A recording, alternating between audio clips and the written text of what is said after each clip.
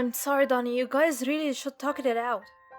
You gave him a quick hug and began picking up your things as he watched it. Donnie's mind raced with thoughts of how to get you to stay. You know, it's raining outside right now. Do you really want to go out there? You looked towards the door.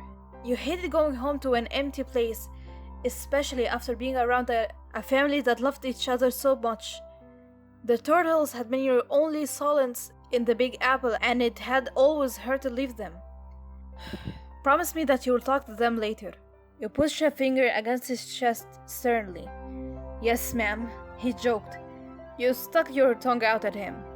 For now, we can go to my lab, or my room. You had never seen Donnie's room before. It was like an urban legend. They had talked about it before, but you didn't know where it was. You had started to assume Donnie just slept in the lab. Yes, your room, please, you blurted. Donnie blushed at your eagerness. Donatello blushed at your eagerness. I just mean I never seen it before. You cursed at yourself for making everything so awkward. We can just go to your lab, you added, trying to save yourself from falling into this pit of awkwardness. No, it's okay, we can go. He nodded. He tried to remember if he had cleaned his room recently. He looked down and noticed her waiting for him. To my room, he added. You stood in front of each other awkwardly before Donnie had led the way. You knew your face had to be about the shade of an apple right now. Donatello was glad he was green. It made it easier to hide his embarrassment. He opened the door for you while he tried to look over your head to make sure he had cleaned his room.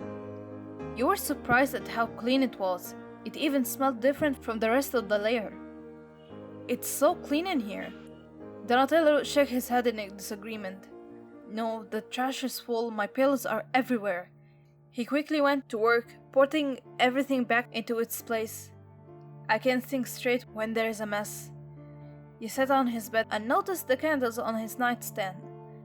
That's why it smelled different. You had never seen the cleanliness-obsessed Donatello.